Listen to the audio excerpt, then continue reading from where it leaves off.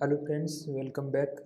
तो गाइस, पिछली वीडियो में हमने देखा कि पांडास क्या है और पांडास को इंस्टॉल कैसे करना है, और उसी के साथ साथ हमने देखा था पांडास सीरीज़ मतलब सीरीज़ कैसे क्रिएट करना है, उसको उसके जो इंडेक्स होते हैं वो इंडेक्स किस तरीके से हम चेंज कर सकते हैं वगैरह वगैरह। तो गाइस, इस वीडियो में हम देखने वाले हैं अब डेटा फ्रेम।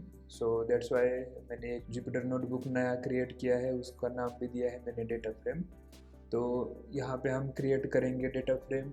किस तरीके से देखेंगे कि किस तरीके से हम डेटा फ्रेम क्रिएट कर सकते हैं और उस डेटा फ्रेम के साथ हम क्या क्या ऑपरेशंस कर सकते हैं। ठीक है, तो ये चलिए शुरू करते हैं। सबसे पहले हमें करना होता है import. So I will right import numpy as enp, import pandas as pd। Library import होने के बाद अब हम देखेंगे कि creating data frame from series. ठीक है, creating data frame from series.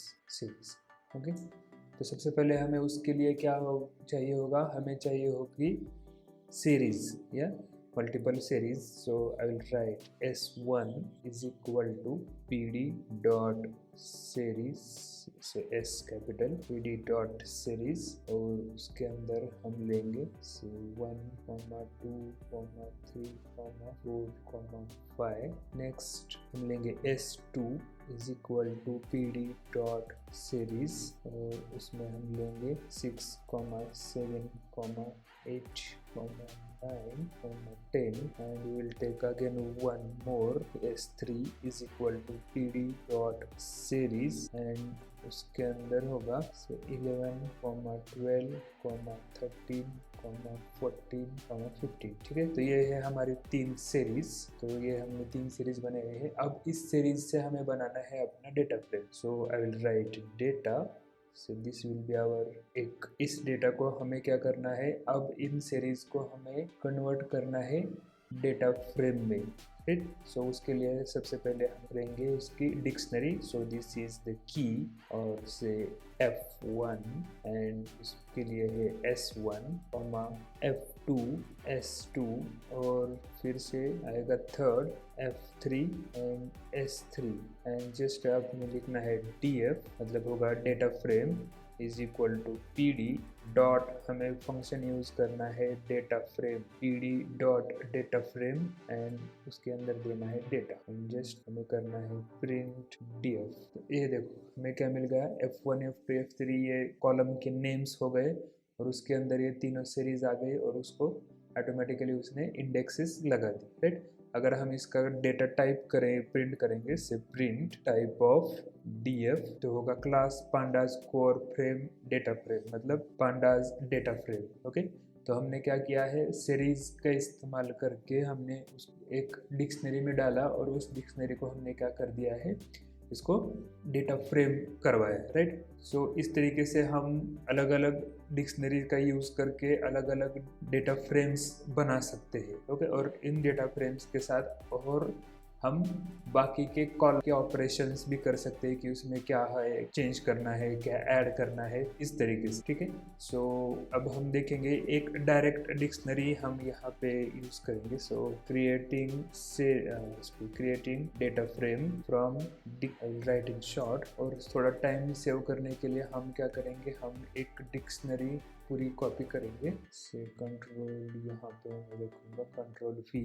So this is a dictionary जहाँ पे है कंट data is equal to country, एक कॉलम होगा कैपिटल, दूसरा कॉलम होगा एरिया, तीसरा, और पॉपुलेशन चौथा। Right, so these are the 4, this is our dictionary. So हमें बनाना है इसका data frame. So I will write BRICS, सारी ब्रिक्स कंट्रीज है। Right, so I'll write pd dot data frame dict, okay, and let's print brcs।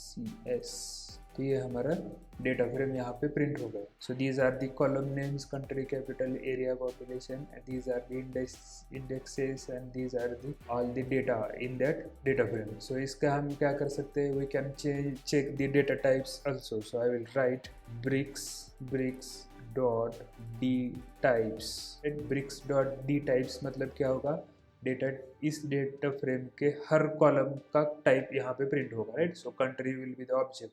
जैसे हमने पिछली video में देखा था कि पांडास में क्या होता है डेटा टाइप में, एक तो इंटीजर होता है, दूसरा होता है फ्लोट, जो यहाँ पे है फ्लोट।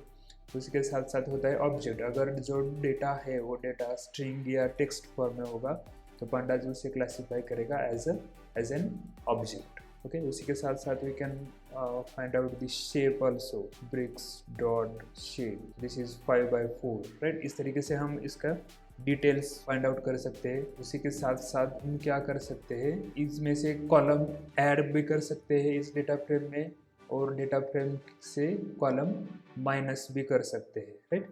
सो सबसे पहले हम क्या करेंगे कि एक डेटा फ्रेम से सिर्फ एक कॉलम हमें एक्सेस करना है। So let's try it. So will write brics और हमें चाहिए, सपोज हमें सिर्फ कंट्री वाला कॉलम चाहिए। सो हम इस तरीके से लिखेंगे अंदर country TRY and run. So these are the 5 countries, right. Brazil, Russia, India, China and South Africa, right. इस तरीके से आप एक सिंगल कॉलम भी एक्सेस कर सकते हो कौन से भी डेटा फ्रेम से, ठीक है। उसके साथ साथ हमें यहाँ पे करना है से add column, right. Add column करना है, अब हम करना है ऐड कॉलम। सो अब हम क्या करेंगे, यहाँ पे ऐड कॉलम करने के लिए आपको ये जरूरी होगा कि आपका जो डेटा है वो न्यूमेरिकल हो, राइट। सो हम क्या करेंगे, हम इससे हम बना सकते हैं, so we can calculate density, right. Density के लिए हमें क्या करना पड़ेगा, पॉपुलेशन को एरिया से डिवाइड करना पड़ेगा, right. So let's try it how to do. सबसे पहले हमें इसी डेटा फ्रेम में एक नया कॉलम ऐड करना है। तो आई विल राइट ब्रिक्स, नया कॉलम है density is equal to brics, मतलब इसका ही एक कॉलम यूज करना है। वो कॉलम है, कौन सा कॉलम है, population and divide by brics area, right. And just इसको एग्जीक्यूट करेंगे तो एग्जीक्यूट हुआ है, मतलब हमारा कुछ एरर नहीं आया है। एंड जस्ट हमें प्रिंट करना है brics. So we have got the density, यहाँ पे पॉपुलेशन की डेंसिटी हमें यहाँ पे मिल गई, राइट। सो इस तरीके से हम जो अंदर कॉलम है उन कॉलम्स पे के ऊपर प्रोसेस करके हम क्या कर सकते हैं, नया कॉलम भी ऐड कर सकते हैं। और उसी के साथ साथ हम क्या कर सकते हैं, जो हमारी एग्जिस्टिंग डेटा फ्रेम है उसमें से कॉलम हम डिलीट भी कर सकते हैं। अगर हमें चाहिए तो हम कॉलम भी डिलीट भी कर सकते हैं, ठीक है। तो बाकी के और डेटा फ्रेम के जो ऑप्शन है वो हम देखेंगे नेक्स्ट वीडियो में। नेक्स्ट वीडियो में हम क्या करेंगे, नेक्स्ट वीडियो में हम एक एक्चुअल डेटा फ्रेम लेंगे जो कि बड़ा डेटा सेट होगा, और उस पर हम देखेंगे कि और क्या क्या ऑप्शन हमें पांडास डेटा फ्रेम में अवेलेबल है, ठीक है। तो इस वीडियो में इतना ही। Thank you for watching the video.